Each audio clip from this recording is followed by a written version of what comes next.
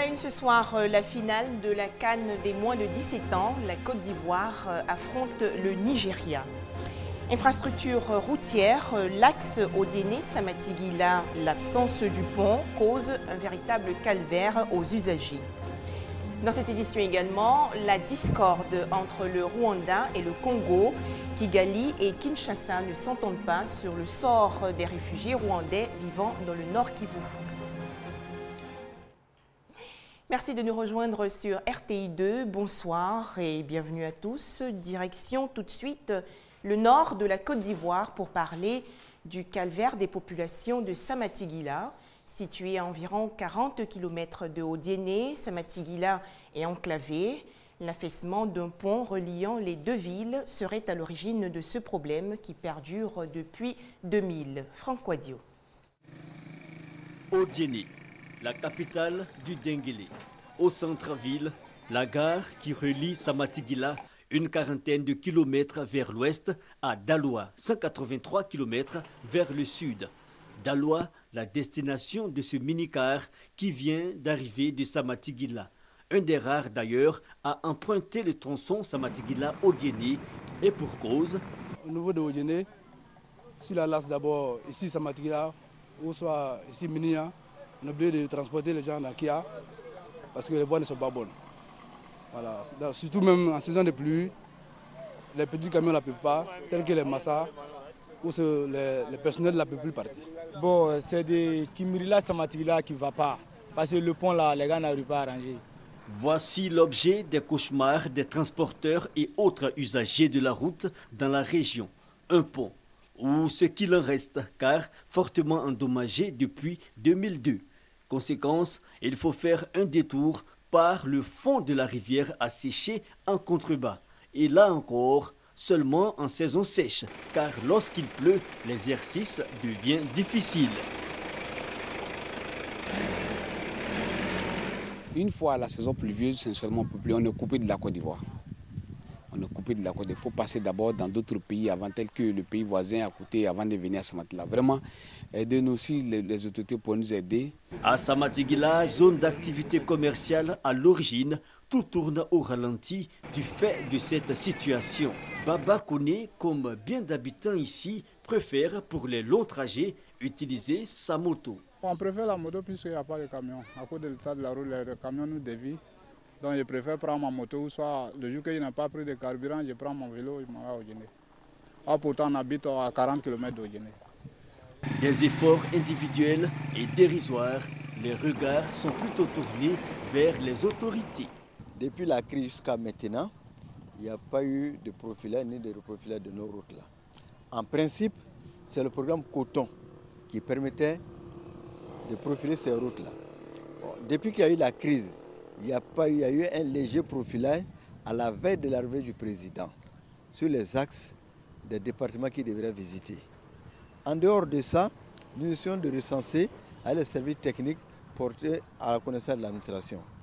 Le programme national de développement, dont le DG même est venu expliquer, je crois que c'est le seul espoir. Le PND, le plan national de développement qui, rappelons-le, centralise toutes les interventions du gouvernement au profit des populations pour la période 2012-2015. Finune et pénurie d'eau à Tiguéi et Mayo, deux villages situés respectivement dans les sous-préfectures de Sikansi et Soubré. Nous sommes dans le sud de la Côte d'Ivoire. Le projet d'urgence d'infrastructures urbaines financé par la Banque mondiale a offert 2 châteaux d'eau aux populations rurales. On écoute Thomas Guessambi. Les bananes que nos mamans coupent pour venir nous faire manger, le tronc, quand on coupe le tronc, on fait un trou où il y a la moelle. Et puis jusqu'au soir, ça remplit d'eau. C'est ça, nos parents vont puiser et après la nourriture, c'est ce que nous vivons. Un témoignage qui n'aura certainement plus droit de citer dans la vie des habitants d'Atiguéi. Le projet d'urgence d'infrastructure urbaine PUIR vient donc au secours de ces populations. Comme on le voit, il y a désormais de l'eau, mieux de l'eau potable dans les pompes et robinets. Atigueï n'est pas la seule localité à goûter à l'eau potable. Il y a Mayo. Ici, c'est à ce cours d'eau que la population s'abreuve avec tous les risques que cela peut comporter. Je vois les gens, ils ont bien compris maintenant, on est en train de prendre les compteurs maintenant. Sinon avant c'est l'eau des barrages qu'on boit. Mais maintenant, alhamdulillah, c'est l'eau des châteaux qu'on boit. L'addiction à l'eau potable est aujourd'hui une réalité. Mais le tout n'est pas gagné car il faudra se raccorder au réseau de distribution. Une équation que les élus locaux et les acteurs majeurs de l'eau potable devront résoudre pour le bonheur des populations. Du football à présent, la finale de la Coupe d'Afrique des Nations des moins de 17 ans. Les cadets nigérians ont rencontré les Ivoiriens ce soir à Casablanca. Et après une séance de tir au but, la Côte d'Ivoire remporte sa Coupe d'Afrique des Nations des moins de 17 ans.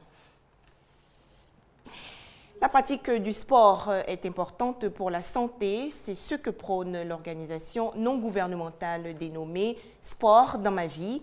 Elle a initié aujourd'hui l'opération Bilan Santé de ses membres, les temps forts avec Hamza Diaby.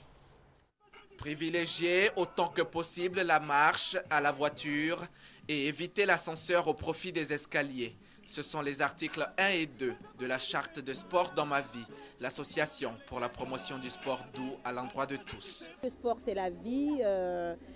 Ça permet aussi beaucoup de joie. Toute la semaine, on stresse et ça nous permet de décompresser. Et puis d'aller de l'avant dans la vie. C'est très important le sport. Conférence sur les vertus du sport et bilan santé des membres de l'association. C'était les grandes articulations de cette journée sportive. On a compris que de toute façon, ces deux choses-là allaient ensemble.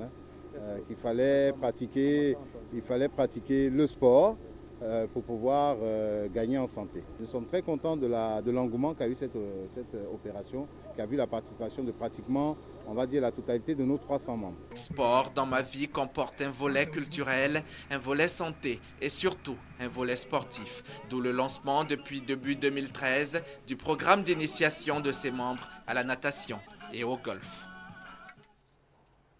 Les populations du quartier coccinelle d'Abobo, PK18 et les jeunes des partis politiques ont reçu une formation sur la gestion des conflits. Il s'agit de penser les plaies nées de la crise post-électorale et favoriser la cohésion sociale. C'est une initiative du réseau ouest-africain pour l'édification de la paix, le WONEP. On fait le point avec Laetitia Manglé.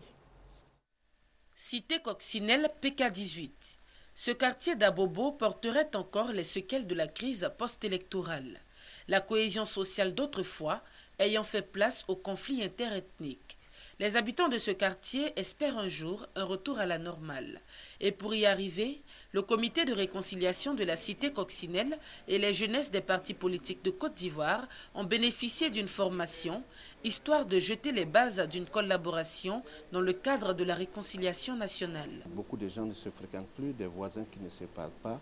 Donc on vient de bénéficier d'un séminaire qui nous aidera à avoir les outils essentiels pour conduire notre mission de réconciliation au sein de la cité coccinelle. La violence n'a jamais rien réglé, donc il était bon de venir apprendre à se parler, apprendre à harmoniser nos positions, nos points de vue et apprendre à se faire entendre de façon pacifique. Une initiative du réseau ouest-africain pour l'édification de la paix, WANEP, qui entreprend depuis la fin de la crise des actions de médiation communautaire. Ces 2 jours ont été pour nous une occasion non seulement de renforcement de leurs capacités en technique de médiation et de négociation, mais aussi de planification des actions qu'ils auront à mener sur le terrain.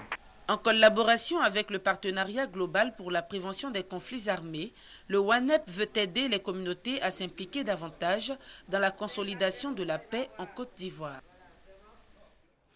Les femmes parlementaires de Côte d'Ivoire reçoivent également une formation à Grand-Bassam. Elle concerne les droits de la femme et l'égalité des sexes. C'est une initiative des experts de l'Union interparlementaire. Les détails avec Aimé Quadio. 26 femmes parlementaires de Côte d'Ivoire instruites sur les notions de droits de la femme et l'égalité des sexes. Une formation pour renforcer leur leadership et mieux faire la promotion des droits des femmes. Pour faire un bon plaidoyer au Parlement, les experts de l'Union interparlementaire ont formé les participantes sur plusieurs points. Entre autres, la maîtrise des accords internationaux et nationaux relatifs aux droits des femmes. Nous souhaitions qu'après ce séminaire, nous puissions avoir d'abord le quota et par la suite la parité. Les participantes à ce séminaire s'engagent à travailler pour l'épanouissement de la femme. Pour la ratification de certaines conventions qui doivent protéger la femme, nous sommes obligés de faire du lobbying auprès de nos frères, de nos époux. Nous allons quand même essayer de sensibiliser nos sœurs, qu'elles n'aient pas peur, de s'exprimer, qu'elles n'aient pas peur d'aller au-devant des choses et qu'elles n'aient pas peur de prendre leurs responsabilités. Une formation sur les droits des femmes. Reste maintenant à ces députés de s'activer pour le vote des projets de loi. Des projets de loi sans doute liés à la lutte contre les violences basées sur le genre, la mise en place d'un fonds d'appui aux femmes et l'obtention d'un quota de 30% de femmes dans les sphères de décision. La page culture avec la 4e édition Art et Nature Kataji. C'est à 80 km d'Abidjan. Plusieurs artistes, peintres, plasticiens et musiciens exposent leurs créations. Ce salon se fait en plein air autour du thème « Célébrons le travail ». Les explications de Franck Quadio. En pleine nature, Monet boutisse le dessin. Sa technique, le jet, effectué sans contact du pinceau avec la toile. Non loin de lui, un autre artiste peintre, Oussou Justin, donne dans le semi-figuratif, histoire de mieux témoigner de son époque. Je suis en train de construire une ville, parce que l'artiste est le témoin de son temps.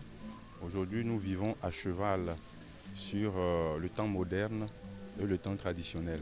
Moi, c'est d'immortaliser ces anciennes architectures-là sur des toiles pour qu'un jour, ceux qui n'ont pas pu voir ces maisons-là disent que ces maisons-là existaient une fois en Côte d'Ivoire. Des œuvres d'art sculptées, tissées et même suggérées en milieu naturel à 80 km d'Abidjan. C'est le principe de l'exposition Art et Nature qui est à sa 4e édition. En déplaçant toute une galerie d'Abidjan dans une nature qui est belle, mettre deux beautés côte à côte, ça éveille chez les gens, ça réveille des émotions très intenses. Thème choisi cette année, célébrons le travail.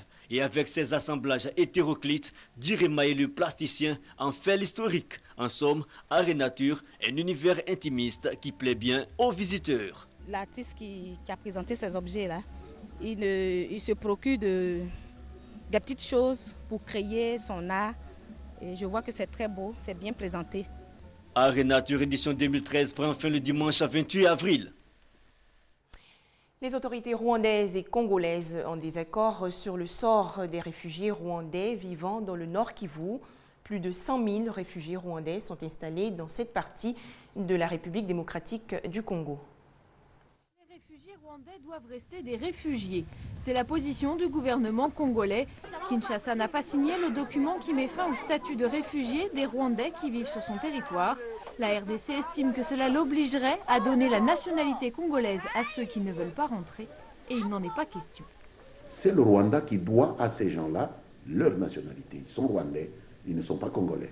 Et donc la République démocratique du Congo se doit de protéger sa propre législation. La majorité des réfugiés rwandais vivant en République démocratique du Congo se sont installés dans le Nord Kivu. Beaucoup sont arrivés à partir de 1994, pendant ou après le génocide au Rwanda.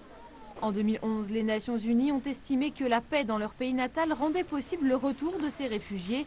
Il était donc prévu qu'au 30 juin, les Rwandais exilés perdraient ce statut. Mais auparavant, Kinshasa réclame l'aide de la communauté internationale pour recenser cette population, car personne ne sait vraiment combien ils sont. Le chiffre de travail que nous avons utilisé en allant à Pretoria, c'était de 50 000. Maintenant, on va prendre le chiffre de travail du gouvernement, naturellement, de 127 000.